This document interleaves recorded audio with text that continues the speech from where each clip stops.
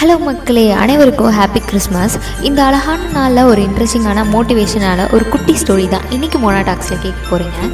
பனி பொழிகிற ஒரு இடத்துல நிறைய மான்கள் இருந்துச்சா.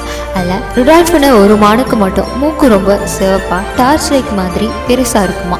இதை பார்த்து மற்ற மான்கள் எல்லாம் நீ ஒரு கோமாளி அப்படின்னு சொல்லி கிண்டல் பண்ணி ஒதுக்கி வச்சுடுவாங்க. அதை மட்டும் எந்த விளையாட்டுலையும் சேர்த்துக்கவே மாட்டாங்களாங்க. அதனால் ருடால்ஃப் மான் மட்டும் தனியாகவே ரொம்ப சோகமாகவே இருக்குமா. ஆனால் ஒரு நாள் கிறிஸ்மஸ் அன்னைக்கு ரொம்ப பயங்கரமான பனிமூட்டை இருந்திருக்குங்க. பனி அதிகமாக இருந்ததுனால சாண்டா கிளாஸ்னால் வழியை கண்டுபிடிக்கவே முடியல. அதனால் சாண்டா கிளாஸ் எப்படி கிஃப்ட்ஸ் எல்லாம் கொண்டு போய் சேர்க்க போகிறோம் அப்படின்னு ரொம்ப கவலையாக யோசிச்சுட்டு இருந்தப்போ அங்கே தாங்க ஒரு அதிசயம் நடந்திருக்கு. ருடால்ஃபோட அந்த சிவப்பான மூக்கு ஒரு டார்ச் லைட் மாதிரி பிரகாசமாக வெளிச்சம் கொடுத்துருக்கு. அன்னைக்கு ருடால்ஃபோட அப்பியரன்ஸை வச்சும் ஃபேஸை பார்த்தும் இப்படி வித்தியாசமாக இருக்குன்னு கிண்டல் பண்ணுற எல்லா மான்களும் ருடால்ஃபை தலைவனாகவும் அந்த நாளில் இருந்து ருடால்ஃபை எல்லா மான்களும் சாண்டா கிளாஸும் ஹீரோவாக பார்க்க ஆரம்பிச்சிட்டாங்க.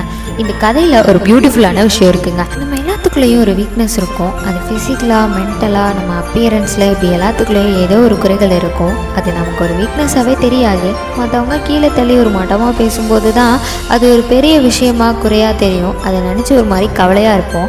ஆனால் இங்கே பார்த்தீங்களா, கடவுள் இந்த ஸ்டோரியில் சொல்கிற மாதிரி தாங்க, உன்னோட வீக்னஸ் தான் உன்னோட ஐடென்டிட்டி.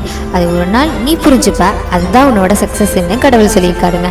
அதனால் குறைகளை நினைச்சு கவலைப்பட வேண்டாம். Merry Christmas. இந்த வீடியோ பிடிச்சிருந்ததுன்னா லைக் பண்ணுங்கள், ஷேர் பண்ணுங்கள், சப்ஸ்கிரைப் பண்ணிவிடுங்க.